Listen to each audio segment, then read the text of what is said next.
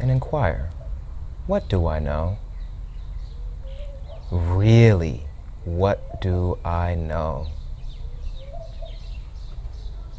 That does not require thinking.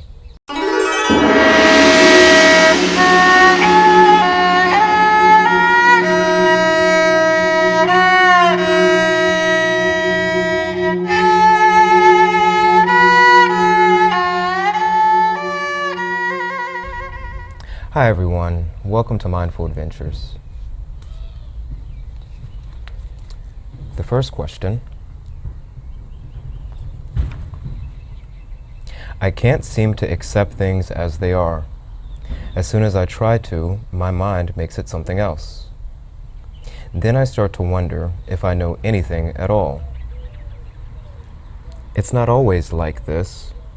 It seems to happen in cycles. At times, I feel confident and strong in my beliefs. But if I really know what I think I know, then why does this cycle repeat itself? Again, I can't seem to accept things as they are. As soon as I try to, my mind makes it something else. Then I start to wonder if I know anything at all. It's not always like this. It seems to happen in cycles. At times, I feel confident and strong in my beliefs. But if I really know what I think I know, then why does this cycle repeat itself? It's a good question. Yet the answer is contained in the question. The cycle repeats itself due to the fact that you think that you know. And in thinking that you know, whether it reinforces a sense of confidence or strength in your beliefs or notions, that thinking and that confidence and that strength gives the illusion of knowing, and it is not. Therefore, the cycle has to repeat itself.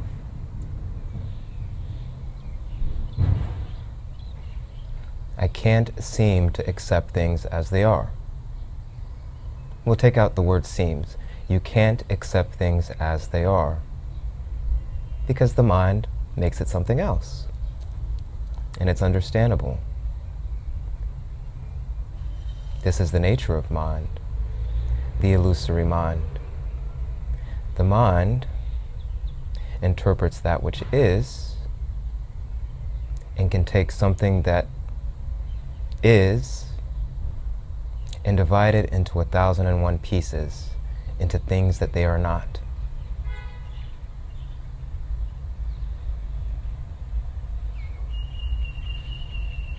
And through the process of this division and interpretation and reinterpretation, and then acceptance as a belief to have strength in,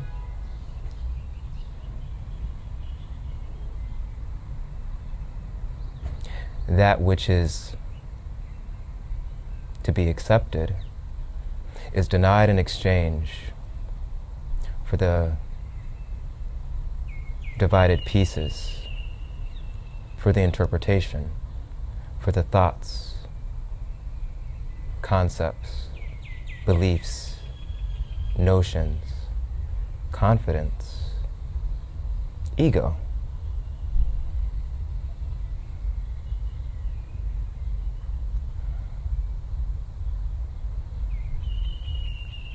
And there's nothing wrong with the mind.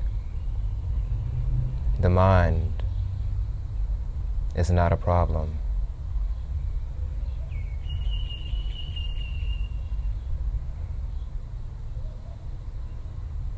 The mind is a utility. It's a tool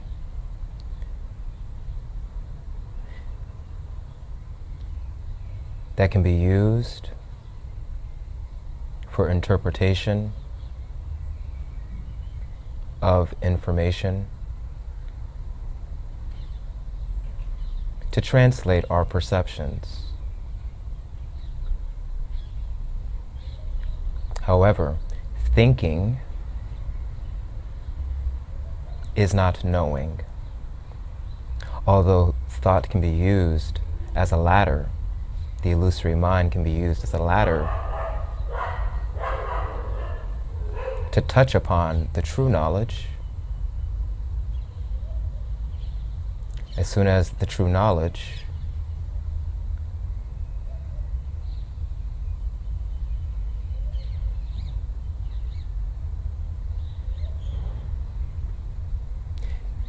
is perceived, no more thinking is required. Doesn't mean that you will stop thinking. It doesn't mean that you will stop interpreting. Doesn't mean that there's no room for that. There's room for it.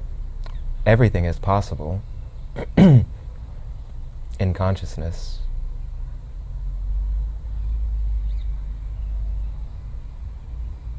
Yet in clinging to your beliefs, the very clinging shows that you do not know, therefore you continue to think. And in thinking too much, how can you accept things as they are? Everything is what it is. The mind makes it something else. You say at times, it's not always like this. At times you feel strong and confident in your beliefs, and still wondering, if I know what I think I know, then why does the cycle repeat itself? Because you do not know. Thinking is posing as knowing. It is false knowing. You either know that you don't know, or you don't know that you know, or you think that you know, when really you don't know. So,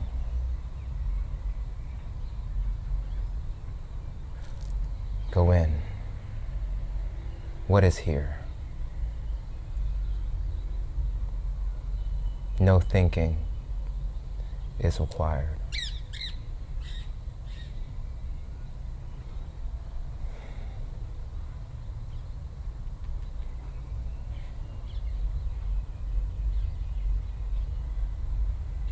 For example,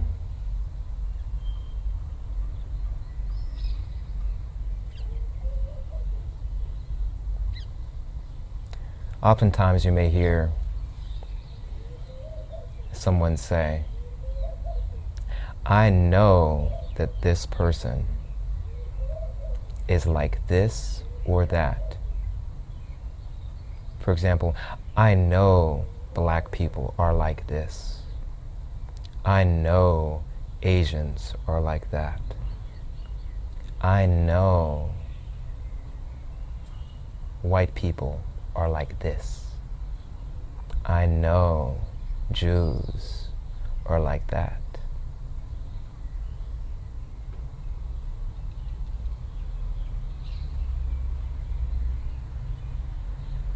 Or I know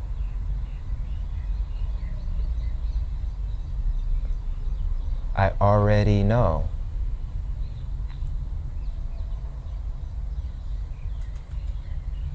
X, Y, or Z. But the need to say it shows that it is thinking and not knowing. So how to end the cycle?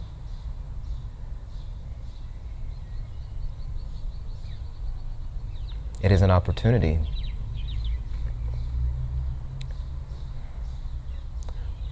for truthfulness and transparency with oneself,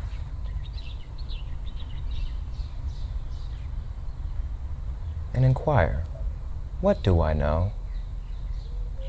Really, what do I know? That does not require thinking.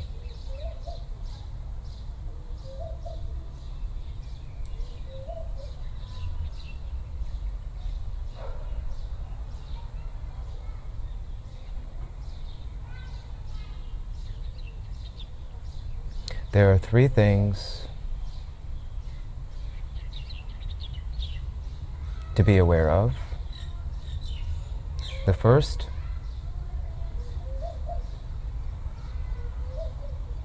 is ignorance. The second is arrogance. And then the third is innocence.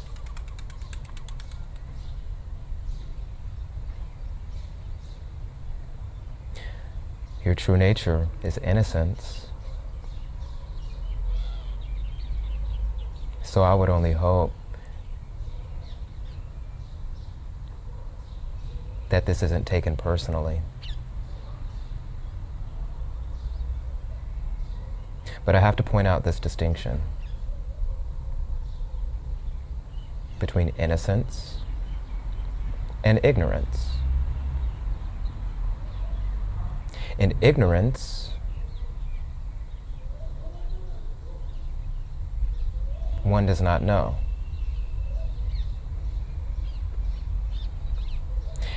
And in seeking after knowing arises thinking. Thinking is to calculate, to interpret, to permutate, to distinguish,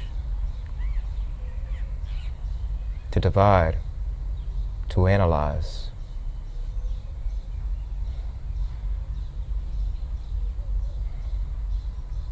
And through this process, you have to sift through all of the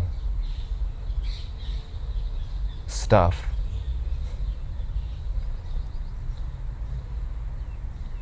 in searching for the truth. Which bits are true?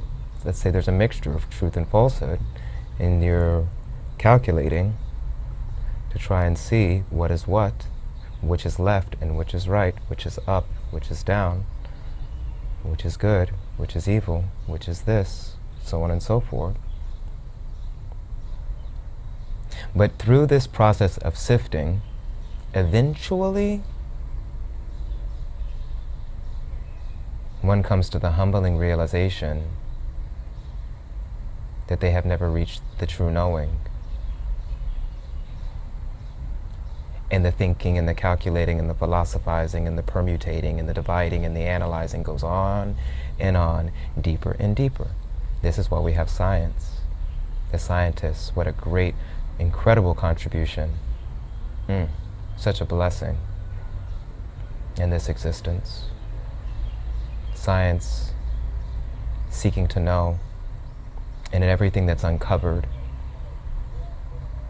more becomes unknown. And so many scientists are humbled by this realization. They don't become religious. In a way, their realization, that insight,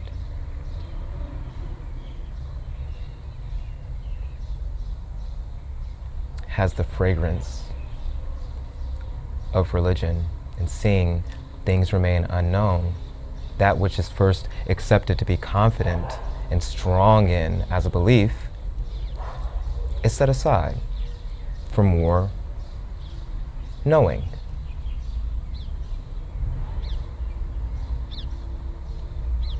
However, in ignorance, when there's a payoff, and in thinking that what you think that you know, your beliefs about yourself or about others or about the entire play of existence, in purchasing the bribe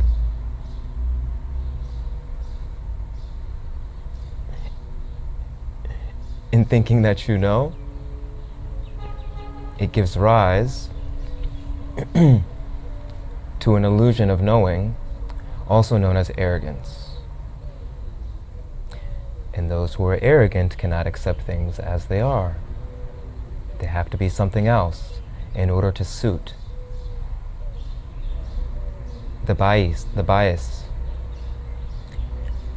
and to give payoff in the form of confidence and strength in beliefs that are nothing but plumes of smoke.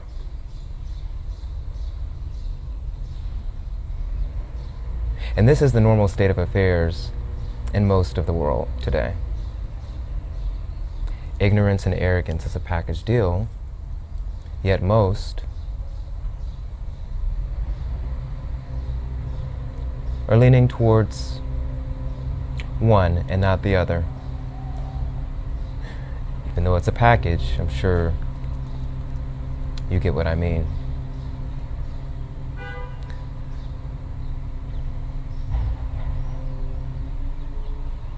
So to unknow that which you think that you know, and inquiring what is here now, in simplicity, in sincerity, in truthfulness,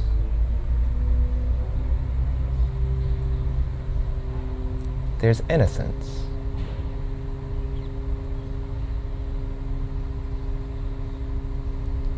And no more cycle. No need for a cyclical repetition of the lesson. If you can accept that,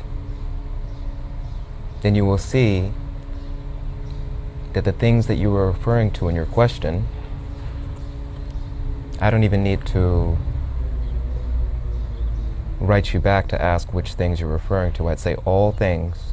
It says, I can't seem to accept things as they are, or those things do not require your acceptance or rejection. You must be able to sit with this. None of these things require your acceptance or your rejection. This is difficult for the arrogant.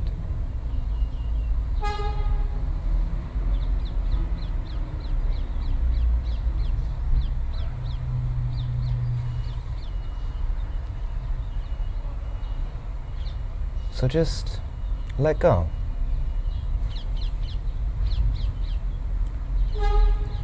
If the mind wants to make things into something else, that's okay. The mind isn't a problem.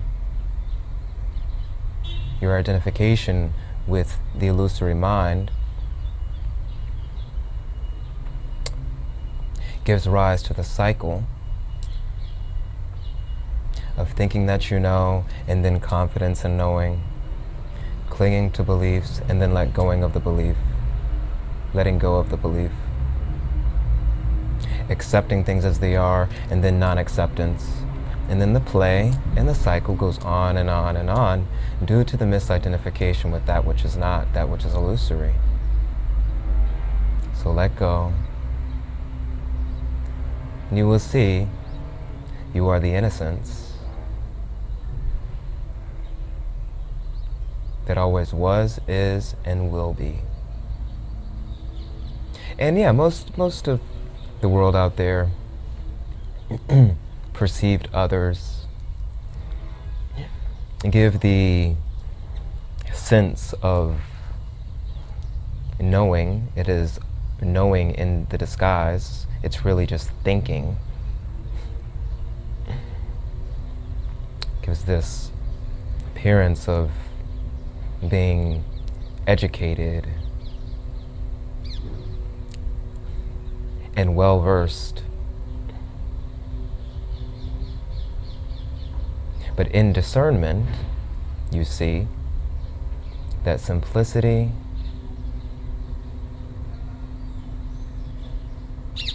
silence,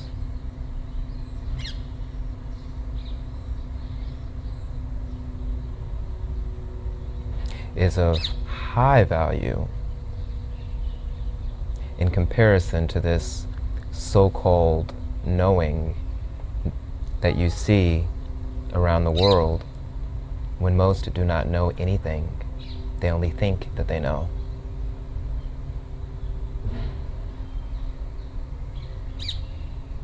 And there's nothing wrong with thinking. There's nothing wrong with thinking that you know. There's really nothing wrong at all. However, it is what it is. So in telling the truth to oneself, innocence. No more cycle. Peace. And satisfaction.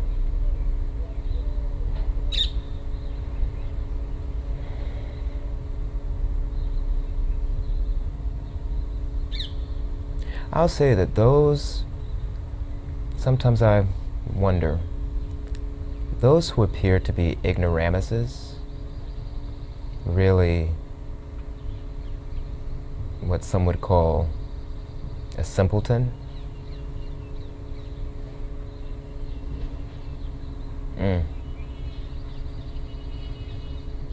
It could be that their simplicity is the highest form of intelligence rather than false knowing.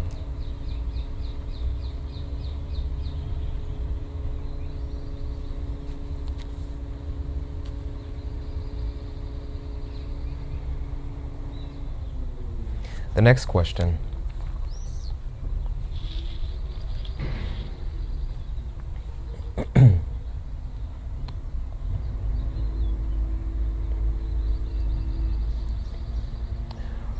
What's higher, enlightenment as the void, or as the ocean of a billion suns? Again, what's higher, enlightenment as the void, or as the ocean of a billion suns?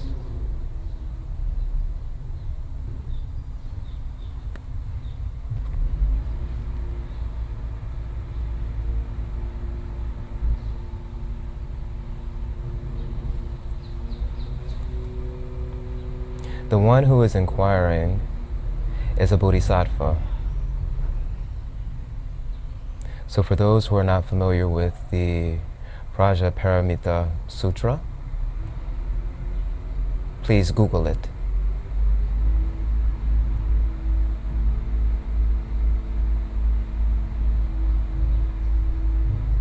What's higher, enlightenment as the void, or enlightenment as the ocean of a billion suns? If it wasn't for the void, the billion suns would not exist. If it wasn't for the billion suns, the void could not be illuminated and be identified as a void. If it wasn't for the void, the ocean would not have anything to appear in. And if it wasn't for the ocean, the void would have no flow.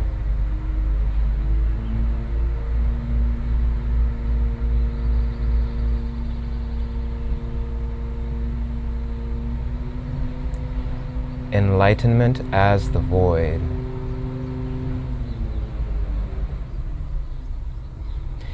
Enlightenment as the void, or enlightenment as the ocean of a billion suns,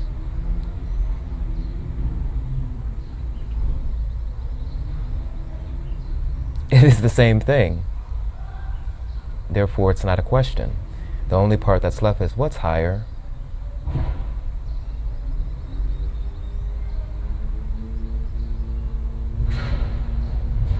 No higher, no lower. It just is what it is.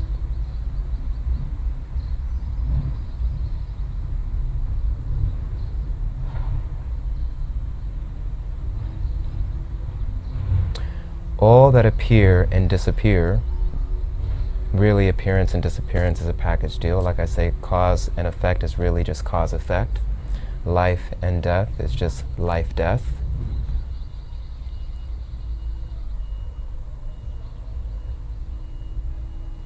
This never-ending continual flow of interdependence.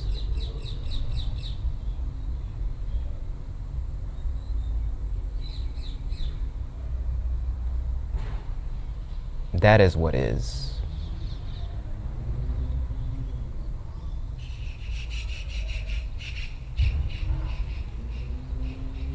If it wasn't for the void, the ocean could not appear.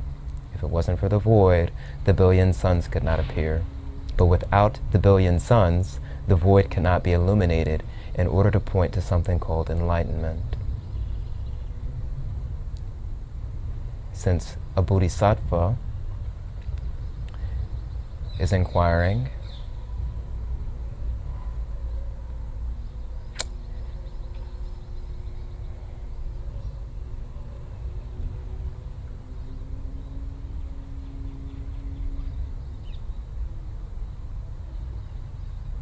I realize that the response may appear a certain way, strange or harsh, but the response is for the bodhisattva. I am direct with this. Too much chit-chat about enlightenment. Forget about enlightenment.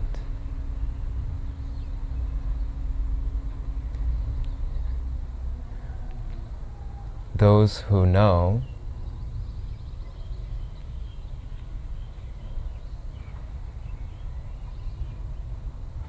you see eventually drop the word enlightenment. It's best to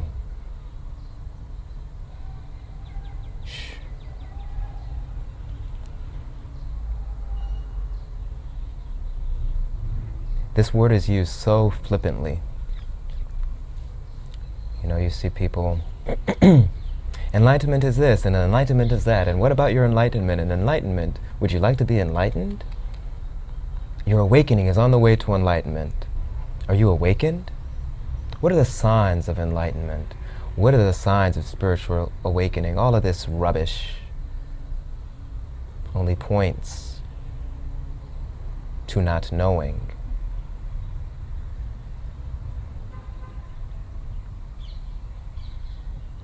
Please forgive me, I'm not being personal. The response is for a bodhisattva, non-personal.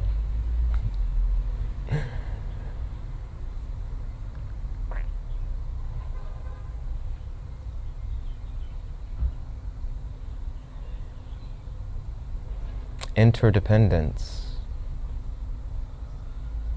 Clinging to emptiness, clinging to the void as a concept.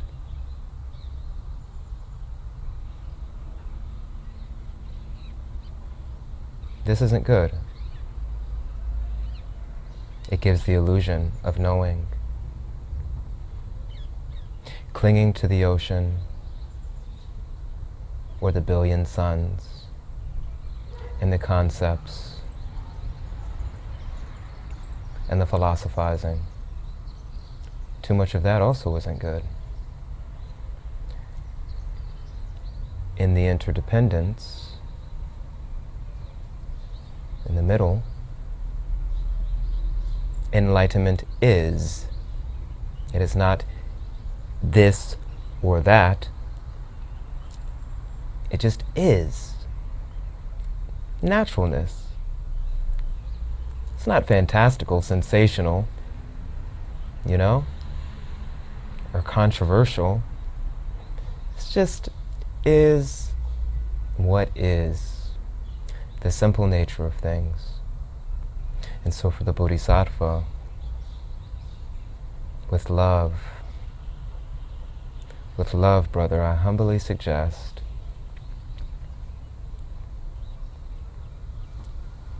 please don't become a peddler of enlightenment.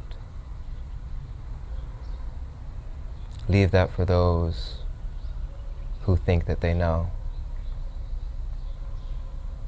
I understand that when that which was once seen as on the outside and seen as separate, when that outsight goes in and there's the insight, naturally arises a pure desire to want to share and share the diamond with others. I understand. Many nights I cried alone, looking up at the sky, saying, if only I could share this.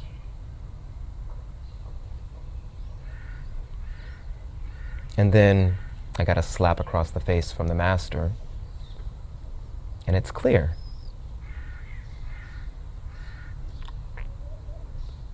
There is something to share and there's nothing to share. Just be and demonstrate. Not peddle enlightenment or give the illusion of peddling. Just be. And also, I encourage you to inquire with oneself, what if the answer is that enlightenment as the void is higher? Is there a payoff? If enlightenment as the void is higher, what is the payoff? And also inquire, if the ocean of 10 billion suns, if enlightenment as the ocean of 10 billion suns is higher, what is the payoff, if there is any?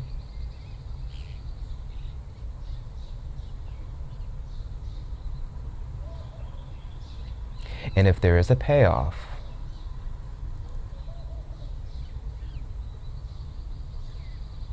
what I mean by payoff is that the mind is strengthened rather than humbled.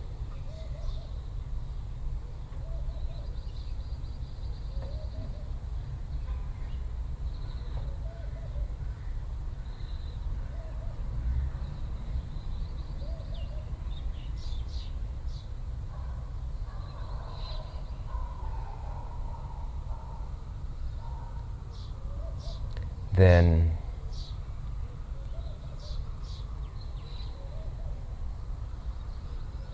more work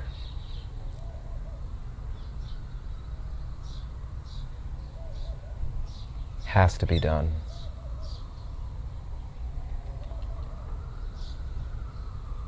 The void can be used as a ladder to reach to the 10 billion suns.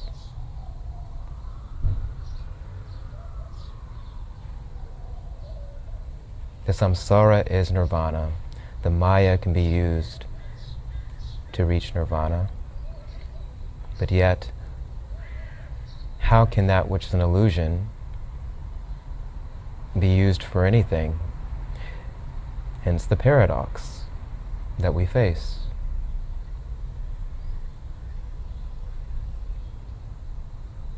So forget about the word enlightenment. No need to use it. No need to peddle it. It can be used to encourage others to aspire, or perceived others to aspire for that. But all is the self.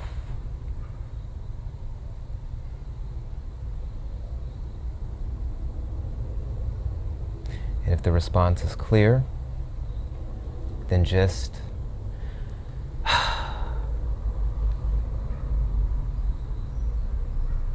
let go of the 10 billion suns that is the object of perception.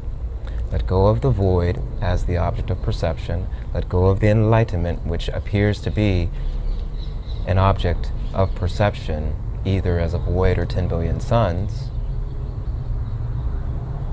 And what remains? Whatever's remaining, let go of that. And then you see that there is no higher or lower. Just be.